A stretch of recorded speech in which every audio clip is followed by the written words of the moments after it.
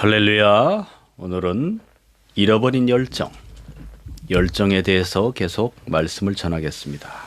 잃어버린 열정을 어떻게 회복할 것인가? 왜 열정을 잃어버리게 되었는가?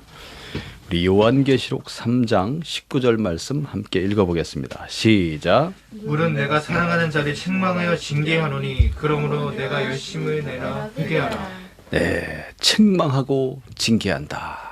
하나님께서 이렇게 책망하시고 어떤 부분이 어떻게 잘못되었는지 그것을 가르쳐 주시는 겁니다. 가르쳐 주시고 그리고 징계하여서 벌을 내리심으로써 고난 중에서 그것을 깨닫게 하는 거죠.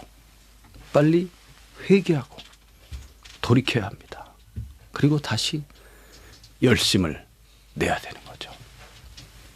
라오디게아 교회에 대해서 말씀하고 있습니다. 이 사람들이 자기들은 부하고 모든 것이 다 갖추어져 있고 그렇게 생각하고 있지만 실제적으로 그들의 실상은 어떠했느냐, 그들의 영적인 상태는 어떠하냐 하는 것을 보여주고 있습니다.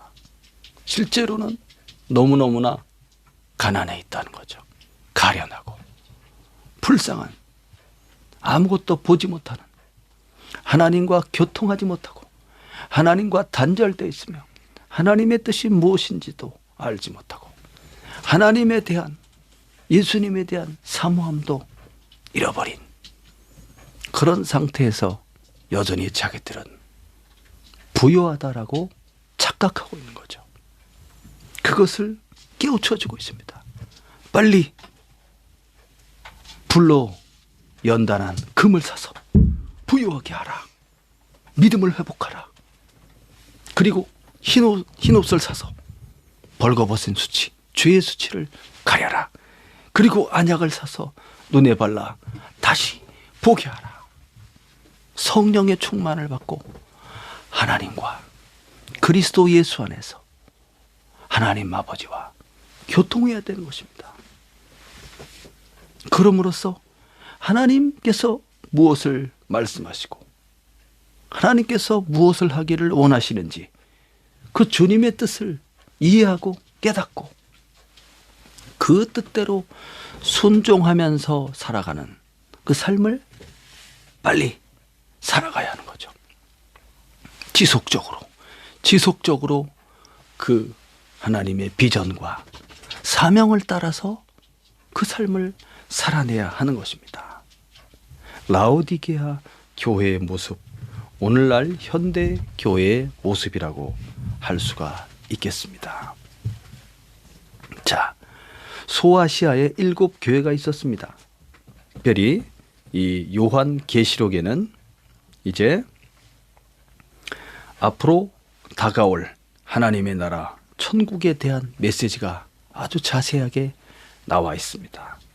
요한계시록 초반부에 소아시아의 7교회에 대해서 말하고 있는데 지도에 보시면 바로 이렇습니다. 에베소 교회 보이시죠? 에베소. 여기가 바로 자, 이렇게 지중해 둘러싸여져 있죠. 여기서 건너가면 마게도냐, 그리스가 되겠습니다.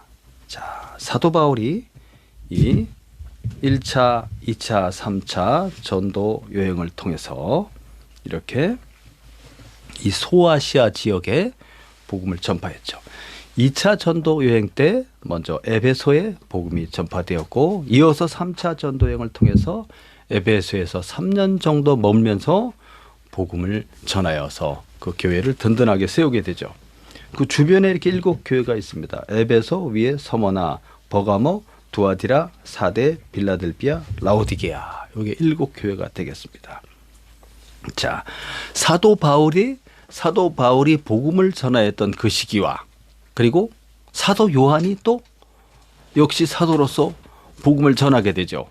사도 요한이 이 소아시아에 와서 복음 전도를 하게 된 것이었죠. 그래서 바울의 사역과 사도 요한의 사역이 중첩이 되게 됩니다. 그 지역이 바로 이곳이 되겠습니다.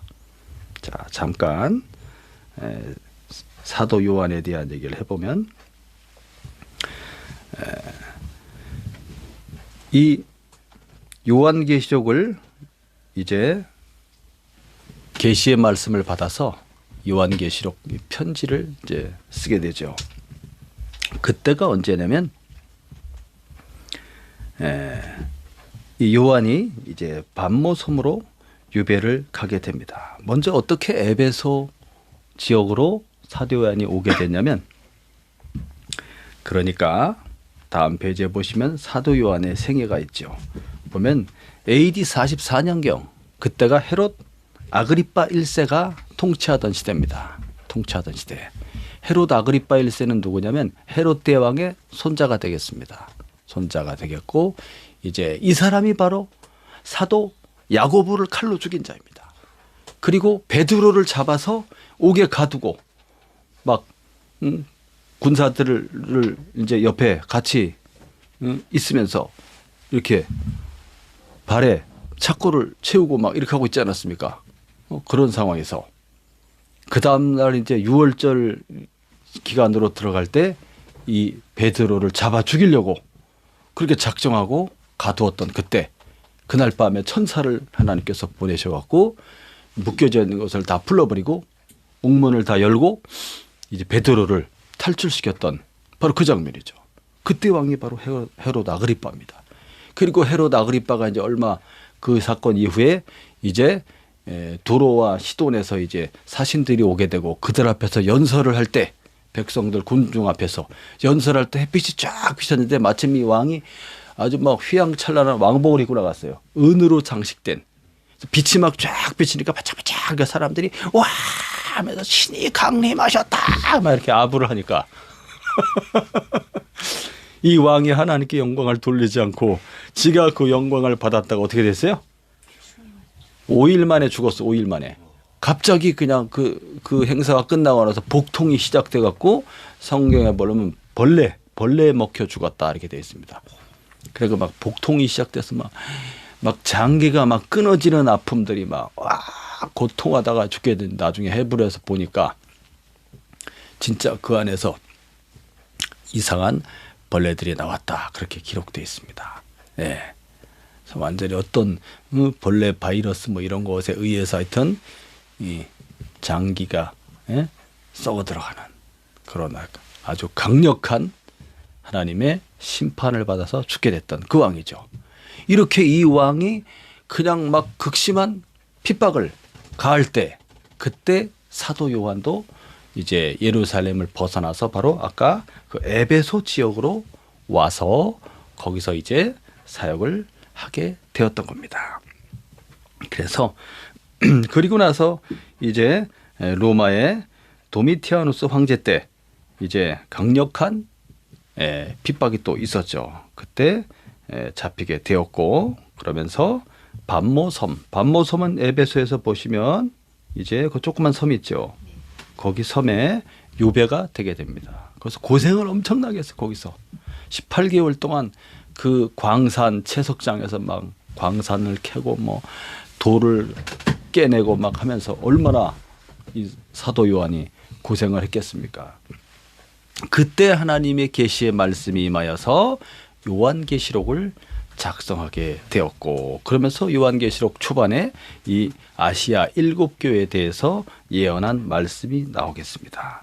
자, 그 다음 페이지에 넘어가서 보시면 4페이지에 7교회는 무엇을 말하느냐, 이제 7교회의 시대를 의미하고 있다라고 이렇게 이야기하고 있습니다. 그래서 에베소 교회는 속사도 시대, 그러니까 12사도 이후에 다음 이제 사도들의 이제 뒤를 이어서 복음 전도를 했던 그런 사람들 가르치죠. 한 100년 정도 속사도 시대가 있고, 서머나 교회는 로마 박해 시대, 버가모 교회는 로마가 이제 기독교를 국교로 인정하면서 했던 그 시대를 가리키고, 두아티라는 이제 교황에 의해서 시작되는 교황권이 대두되는 시대, 그 다음에 사대 교회는 중세 암흑 시대를 가리키고, 빌라델피아 교회는 종교 개혁의 시대를 가리키며, 라오디아 교회는 바로 오늘날 현대 교회의 모습을 보여주고 있다, 이렇게 이야기하고 있습니다. 라오디게아라는 그 그 지역은 에베소에서 한 160km 떨어져 있는 지역인데요. 거기는 동서양을 이어주는 무역과 교통의 중심지가 되면서 매우 부유한 도시였다라고 합니다. 라오디게아. 라오디게아 지역에서 특히 생산되는 흑색 양모, 양털, 까만색 양털로 만들어낸 그런 모피가 아주 고급스럽고 좋아서 이것이 이제 상품화되어서 많은 부를 누릴 수가 있었다라고 하고, 또 라오디게아 근처 히에라볼리라는 곳이 있습니다. 바로 맞은편에 히에라볼리 그 도시에, 거기에는 온천물이 좋아서 아주 온천물이 이제 흘러내려오죠. 라오디게아 쪽으로 질병을 치료하는 데 도움을 주었고, 또 라오디게아는 안약의 산지랍니다. 안약의 산지. 그래서 눈병을 치료하는 좋은 안약이 거기서 나게 됩니다. 그래서 안약으로서 유명한 곳이 바로 라오디게아였다. 이렇게 이들이 부유한 그런 것을 누릴 수 있는 조건들이 많이 있었다는 거죠. 자, 그런데 이 교회가 책망을 받게 되었다. 이 교회 전체가 차지도 않고 뜨겁지도 않았다. 미지근한 상태로 이것도 아니고 저것도 아니고 열심을 내는 것도 아니고 그냥 뜨뜻미지근한 상태. 차든지 덥든지 해야 되네, 뜨겁든지 해야 되는데 미지근한 상태에 있으면서 자기들은 어떻다는 거예요? 영적으로, 물질적으로든 영적으로든 부하다 하고 착각하고 있는 거지. 물질적으로 부하다 보니까 이 사람들이 모든 것이 영적인 면에서도 부요한 것처럼, 부자인 것처럼 착각을 하고 있다는 거예요. 그것을 지금 이제 말씀을 통해서 지적하고 책망하고 훈계하면서 그들이 빨리 회개하고 돌아설 것을 강하게 이제 주님께서 말씀하고 있는 겁니다. 우리 14절부터 요한계시록 3장 14절부터 읽어보겠습니다. 시작. 라오디아 교회 사제에게 편지하라. 아멘이시오 충성되고 참된 증인이시오 하나님의 창조의 근본이시니가 이르시되 내가 내 행위를 아노니 내가 차지도 아니하고 뜨겁지도 아니하도다. 내가 차든지 뜨겁든지 하기를 원하노라. 내가 이같이 미지근하여 뜨겁지도 아니하고 차지도 아니하니 내 입에서 너를 토하여 버리라. 토하여 버리리라. 미지근하지도 않고 차지도 않다. 시원한 물을 먹고 싶은데 미지근한 물을 주면 어떻겠어요? 뜨거운 지금 날이 차가워지니까 이렇게 요즘 날씨 보세요. 그러면 뜨거운 게 먹고 싶지 않습니까? 근데 미지근한 거 갖다 주면 어때요? 싫잖아요. 토하여 내친다. 싫다. 매우 싫다라는 뜻이죠. 매우 싫어서 그냥 토하여 버릴 정도로 이 사람들의 상태가 그렇다는 겁니다. 자, 14절에 보니까 아멘이시오 충성되고 참된 증인이시오 하나님의 창조의 근본이신 이 누굴 가리킵니까? 예수 그리스도를 가리킵니다. 예수 그리스도. 아멘이라는 것은 구약의 하나님의 칭호가 되겠습니다. 아멘이라는 말 뜻은 진실로, 진정으로 그런 뜻입니다. 그리고 참으로 그러하다 그런 뜻이죠. 진리의 하나님, 신실하신 하나님을 나타내는 구약의 칭호가 예수 그리스도에게 적용되어서 말씀되어지고 있는 것입니다. 하나님의 아들 그리스도 예수가 하나님 아버지와 동등하신 그리고 연합된 하나님이신 것을 말해주고 있습니다. 아멘이시오. 예수님은 신실하시고 참이시라는 거죠. 충성되고 참된 증인이시다. 하나님 아버지의 뜻을 따라서 온전한 순종과 충성으로 구약의 모든 예언의 말씀 아버지의 뜻을 완벽하게 성취하신 그분이 바로 하나님 아들 예수 그리스도시죠. 또한 하나님의 창조의 근본이시다. 이 모든 만물을 누가 창조했는가? 하나님 아버지 뜻을 따라서 하나님 아들 그리스도 예수께서 만물을 창조하신 바로 창조물의 최고의 근원이 되시는 분입니다. 예수님께서. 자, 그런 분이 지금 말씀하고 있는 거예요. 알파와 오메가라고 하죠. 예수님 가리킵니다. 하나님 아버지께도 적용이 되고 알파와 오메가가 예수님께도 적용이 됩니다. 알파라는 것은 무엇입니까? 처음과 시작을 가리키죠. 시작. 그래서 창조자이신 예수님을 말해주고 있습니다. 그럼으로써 이 모든 만물을 시작하신 창조하신 예수님은 그 창조 이전부터 계신 것을 의미합니다. 이것을 가리켜서 그리스도의 선제성이라고 하죠. 만물이 창조되기 이전에 벌써 예수님은 하나님 아버지와 함께 계셨다라는 뜻이 되겠습니다.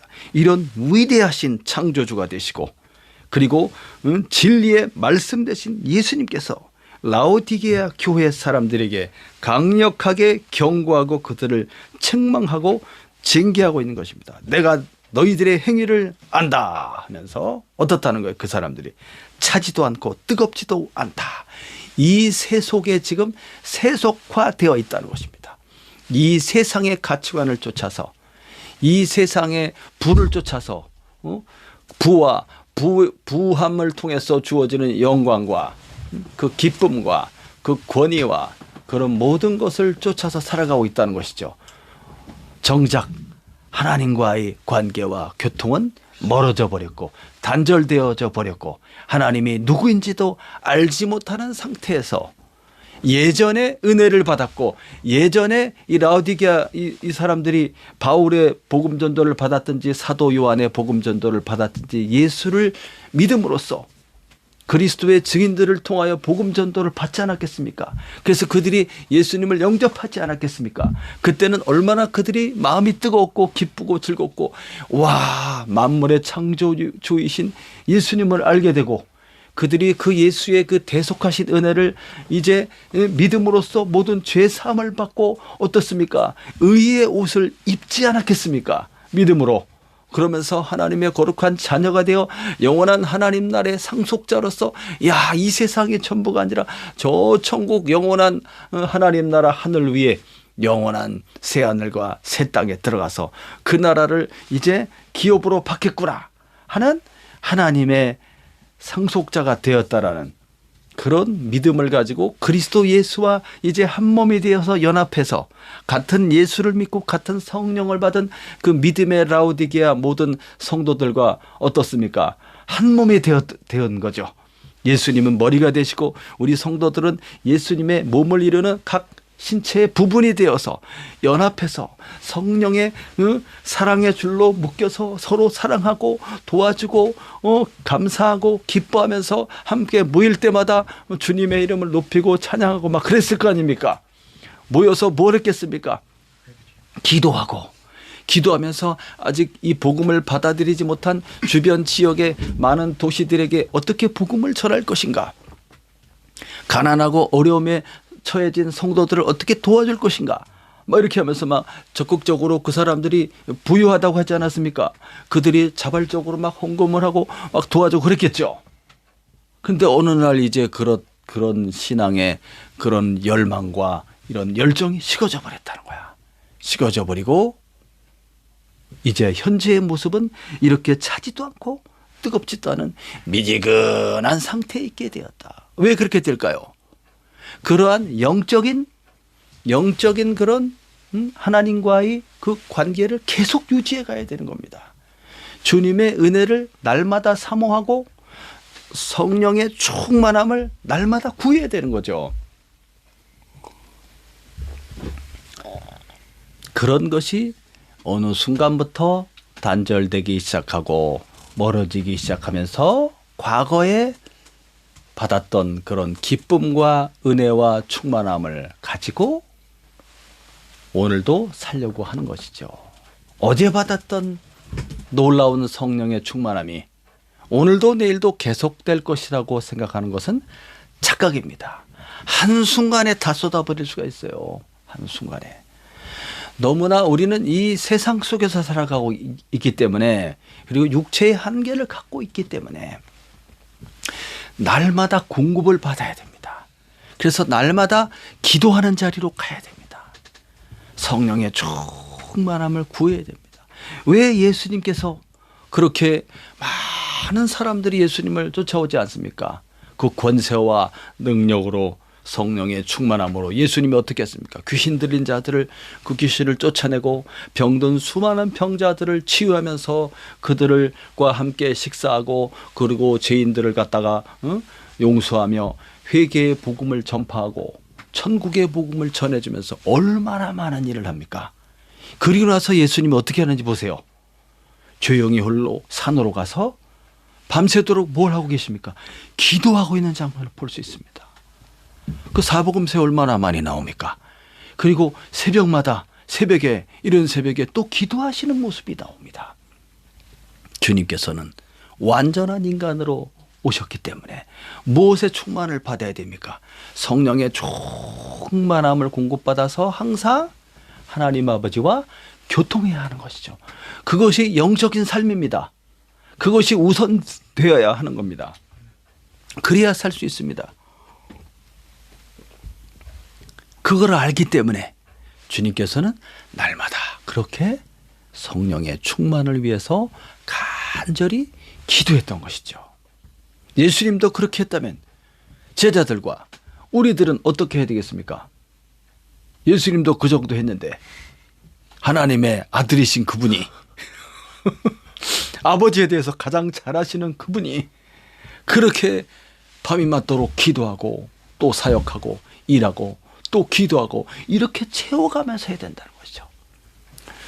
영적인 성령의 충만함을 체험을 통해서 그걸 가지고 이제 또 일하면서 사역하면서 그리고 남을 위해서 봉사하고 수고할 때 그러한 영적인 충만함이 채워진 물이 흘러간다는 거지. 흘러가면 이 영적인 물이 어떻게 돼요? 이 생수가 고갈되지. 고갈되기 때문에 다시 또 채워야 하는 것입니다. 그거를 아차하는 순간에 놓치게 되면 어떻습니까? 한순간에 육신의 모습이 나오게 되는 것이죠. 그것이 차지도 않고 뜨겁지도 않은 미지근한 상태로 보여지고 있다는 것입니다. 자, 이 라오디게아 교회는 아까도 말씀드렸지만 그 옆에 있는 히에라볼리에서 뭐가 흘러온다고 그랬습니까? 온천물이. 자, 흘러 들어오지만 그것이 이제 흘러 내려오는 길에 식을 수가 있죠. 그 다음에 이 라오디게아 교회는 물이 안 좋았대요. 이 지역은 물이 안 좋아서 이제 한 15km 정도 떨어진 골로새라는지 골로새 알죠? 골로새. 바울이 골로새에 편지 보내죠. 골로새에서 거기가 이 라오디게에서 한 15km 떨어져 있어요. 골로새에서부터 아주 좋은 시원한 물이 높은 산에서부터 흘러내린 시원한 물이 이제 계곡을 따라서 흘러내려 거기에다가 이제 이 돌로다가 수로를 만들어 갖고 이 라오디게아 쪽이 물이 안 좋으니까 그 물을 공급받았다는 겁니다. 근데 15km를 수로를 따라서 오다 보니까 어떻게 돼요? 시원했던 물이 점점 식어지겠죠. 자, 그런 이제 현재의 상태를 비유적으로 지금 이렇게 표현하고 있다고 합니다. 미지근해져 버린 뜨겁든지 차든지 해야 되는데 그 다음 말씀 보겠습니다. 17절부터 시작. 내가 말하기를 나는 부자라 부유하여 부족한 것이 없다 하나 내 공고한 것과 가련한 것과 가난한 것과 눈먼 것과 벌거벗은 것을 알지 못하는도다. 내가 너를 권하노니 내게서 불로 연단한 금을 사서 부유하게 하고 흰옷을 사서 입어 벌거벗은 수치를 보이지 않게 하고 안약을 사서 눈에 발라 보게 하라.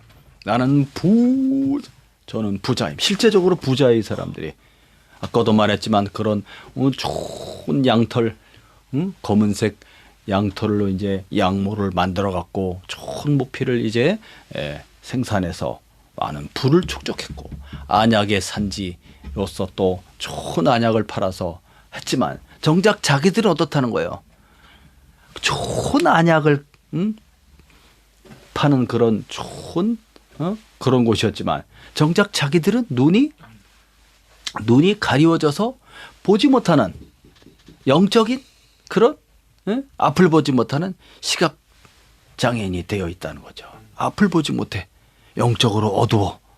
하나님에 대해서, 하나님의 세계에 대해서, 하나님의 뜻에 대해서, 하나님의 비전에 대해서 그 그림을 갖고 있어야 되는데 이것이 흐릿하게 지워져 버린 것이지. 그러니까 내가 무엇을 해야 될지를 알지 못하는 것이죠. 그냥 무엇에 만족하고 있습니까? 야, 오늘도 참 장사가 잘 됐구만. 결산해 보니까 올해도 매출이 어마어마하게 올랐구만. 통장과 이런 모든 부동산의 자산이 막 늘어가는 것을 보면서 기업과 사업이 번창하는 것을 보면서 모든 것이 다 잘 돼가는 것을 보면서 이 사람은 만족해하고 있는 것이죠. 그러나 그런 것들은 한순간에 다 날아갈 수가 있다는 겁니다. 한순간에 없어질 수 있어요. 더 중요한 것은 뭐냐? 영적 가치가 더 중요하다는 것이죠. 영적 가치가 더 중요하다. 이렇게 나는 부자다라고 생각하지만 실제적으로 그들의 믿음이 바닥을 드러냈다. 그들에게 그런 성령의 충만한 생수의 강물이 바닥을 드러냈다. 이제는 바닥이 드러나면 어떻습니까? 바닥이 드러나면 호수나 무슨 저수지가 다 말라서 그냥 바닥을 드러내면 어떻습니까? 막 쫙쫙 갈라져갖고 막 형편없이 보이지 않습니까? 그러한 영적 상태, 그런 것이 이제 바깥으로 나오게 되는 것이죠. 메마른 심령의 상태가 어떻습니까? 바깥으로 표출되는 거예요. 육체로부터 그들의 얼굴의 표정이나 그들의 말이나 그들의 행동이나 그들의 생각이나 그들의 사상이, 예? 이 메말라버린 이런 모습이 바깥으로 나오는 거죠. 분노하기도 하고 그리고 사악하기도 하고 이렇게, 예? 가난한 자를 멸시하기도 하고 그러한 불의와 불법과 죄악으로 바깥으로 표출되게 되는 것입니다.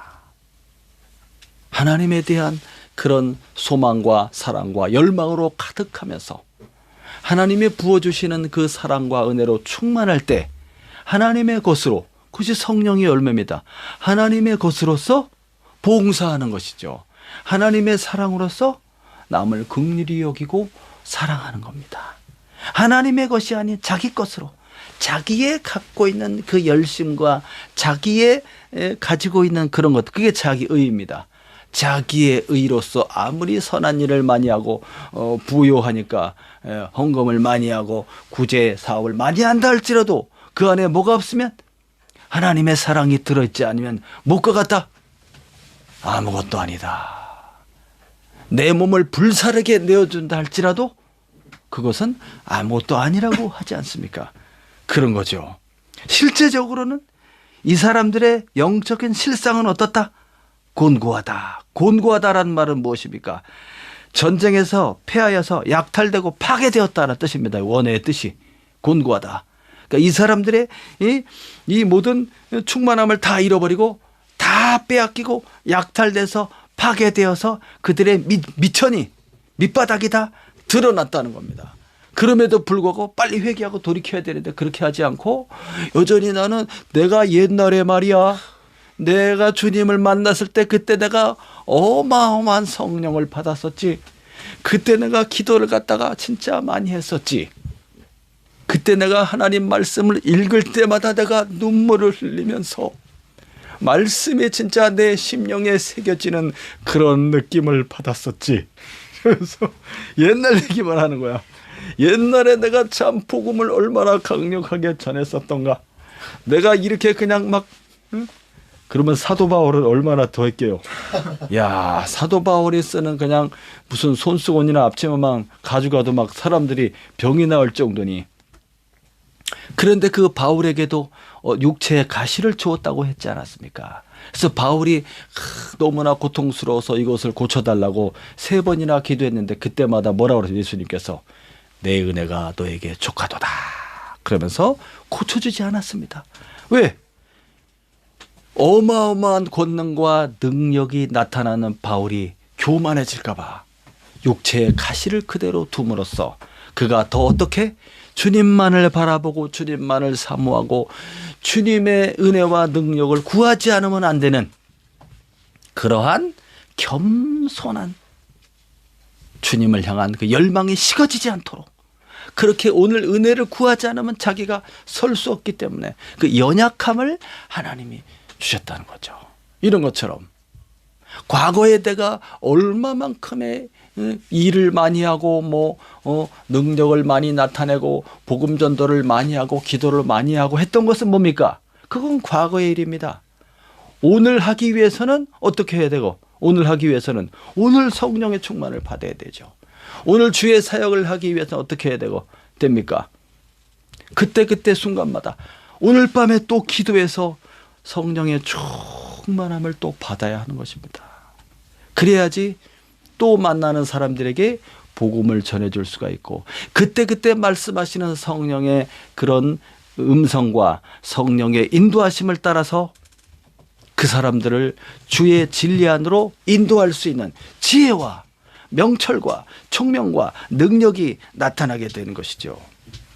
그렇지만 라오디게아 사람들은 과거에 젖어 있었고 현실에 그 많은 쌓아놓은 부로 인해서 그들이 교만하여져 있다는 것입니다. 영적인 교만으로 인해서 그들은 자신의 상태를, 실상을 분별하지 못하고 있는 것이죠. 그것에 대해서 강력하게 지금 주님께서 아멘이시오, 충성된 증인이시오, 창조의 근본이신 이가 강력하게 말하고 있는 것입니다.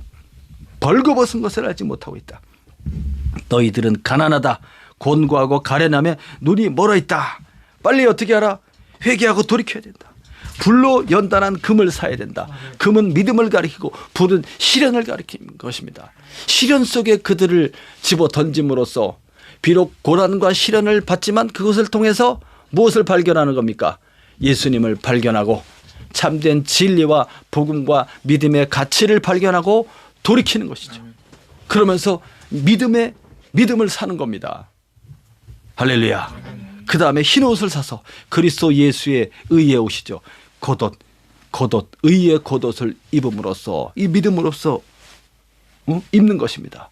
내 죄악에 대해서 이제는 더 이상 죄의식에 눌리지 말고 의의 겉옷을 입음으로써 그리스도 예수 안에서 하나님 아버지 앞에 설 수 있는 거룩한 하나님의 아들인 것을 믿고 믿음으로 빨리 서라. 그 다음에 어떻게 하라?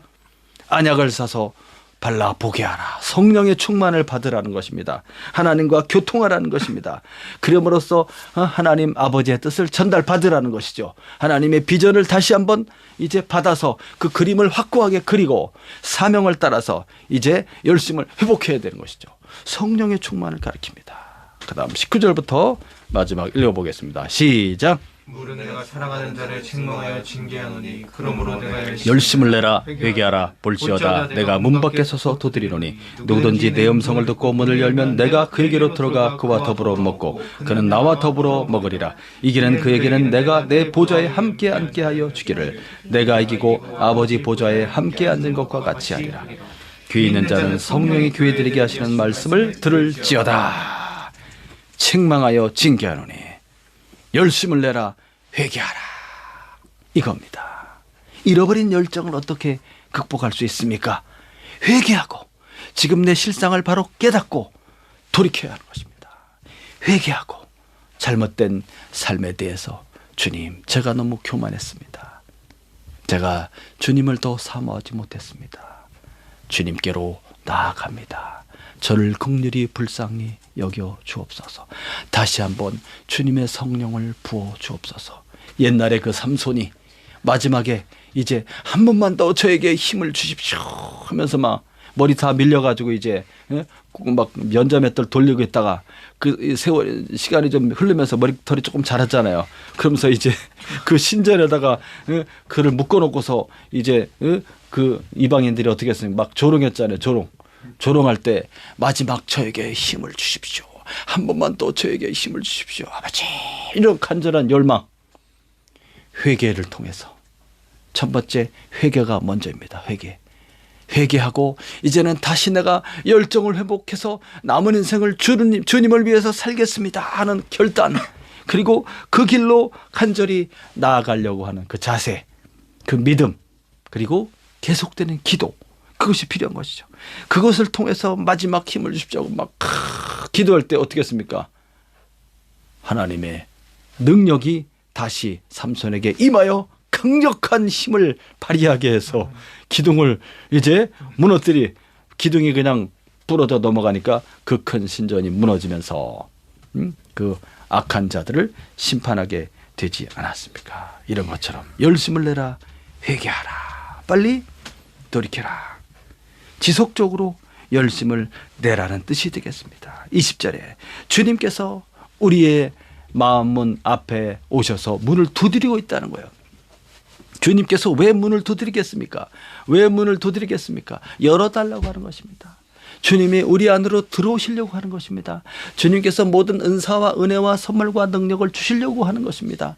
주님의 것 하나님의 그 충만한 자비와 사랑과 은혜와 긍휼과 모든 거룩함과 의의 능력들을 다 부어주셔서 우리와 함께 더불어 먹고 마심으로써 우리에게 활력을 주려고 하는 겁니다. 새 힘을 주려고 하는 겁니다. 그래서 우리를 다시 건강하게 만들고 우리가 눈을 떠서 볼 수 있게 만들고 우리가 이제 배고파서 그냥 가련해서 지쳐서 쓰러진 우리를 갖다가 배를 채우게 하셔서 영적인 강력한 파워를 주심으로써 그래서 이제 우리의 이 모든 신체를 주님을 위해서 사용하게 하시는 겁니다. 그래서 문을 두드리고 있어. 문을 두드리고 있어. 그러면 주님의 음성을 들었으면 어떻게 해야 되겠습니까? 빨리 문을 열어야 되겠죠. 빨리 문을 열지 않고 그냥 뜨뜻미지근해서 또 이렇게 빨리 안 열고 주님을 밖에 세워두면 어떡하겠습니까? 주님께서 밤새도록 밤에 이슬을 맞으면서까지 제발 문을 좀 열어다오 똑똑똑 두드리는데 계속 안 열고 있으면 어떡하겠습니까? 주님이 그냥 가시면 어떡할 거예요? 빨리 열어야지. 아, 주님이 오셨구나. 주님이 내 마음문을 두드리는구나. 아, 내 심령이 왜 이렇게 갈급해졌지? 아, 이러면 안 돼. 그 깨우쳐 주는 거죠. 그럼 어떻게 해야 돼? 빨리 기도의 자리로 가야 됩니다. 기도의 골방으로 들어가서 기도의 자리로 가서 예배의 자리로 나아가서 함께 믿음의 식구들과 함께 기도해야 하는 겁니다. 그러면 이제 문이 열리면 주님이 들어오시게 되고 함께 만찬이 이루어지게 되는 것입니다. 성찬이 이루어지게 되는 것입니다. 더불어 먹고 마시며 새 힘을 얻게 되는 것이죠. 할렐루야. 그 안에는 너무나 깊은 교제가 일어나게 되고 거기서 감사가 일어나게 되고 하나님과의 관계가 더욱더 친밀하게 되는 것입니다. 하나님과 친밀한 그 사람들이 정말 주님의 사람인 것이고 정말 주님을 사랑하는 사람이 되는 것이고 주께서 그 사람을 사랑하시고 그러면 된 거 아닙니까? 그리고 그 사람은 분명히 주님을 위해서 일하게 될 겁니다. 할렐루야. 자, 그래서 이기는 그에게는 내 보좌에 함께 앉게 하여 주기를. 주님의 보좌에 함께 앉는다. 주님의 보좌는 무슨 자리입니까? 왕의 자리입니다. 왕의 자리. 하나님 아버지의 자리가 있고 그 오른편에 예수님의 자리가 있고 그 다음에 그 옆에 누구 자리가 있습니까? 바로 예수를 믿는 믿음의 사람들의 자리가 함께 주어지게 되는 것입니다. 우리 주님께서는 왜 그렇게 많은 자리를 두셨습니까? 하나님 아버지께서는 참 아들 되신 맏아들 예수님이 계신데 왜 우리 피조물인 인간들을 구원하셔서 그들을 아들로 삼으시는 겁니까? 하나님 아버지께서는 혼자 자기 나라를 혼자 다 차지하고 혼자 다 가지려고 하고 혼자 다 먹으려고 하는 것이 아니라 아들에게 물려주는 거예요. 이것이 바로 상속입니다. 상속. 이것이 아버지의 마음입니다. 만유의 상속자는 예수님이 되시고 예수 그리스도를 통해서 예수를 믿는 모든 믿음의 사람들 그리스도인들을 뭘로 만드는 거예요? 다 양자로 만들어서 그들에게 무엇을 주는 것입니까? 상속권을 줌으로써 그들을 상속자로 삼으셔서 하나님의 나라는 무궁하지 않습니까? 영원하지 않습니까? 그 나라를 상속받는 겁니다. 각자의 분량대로 상속받아서 어디에 앉아요? 주님 옆에 보좌에 함께 앉는 거예요. 왕의 자리에 앉아서 왕적인 지위를 우리가 갖게 되는 것이죠. 그래서 주님과 함께 세세토록 뭐한다? 왕노릇 하리로다. 이런 어마어마한 지위와 신분이 우리에게 주어지는 겁니다. 그렇기 때문에 이것을 잊어버리면 안 되는 거죠. 누가 그것을 받는다고 했습니까? 이기는 자가 받을 것이다.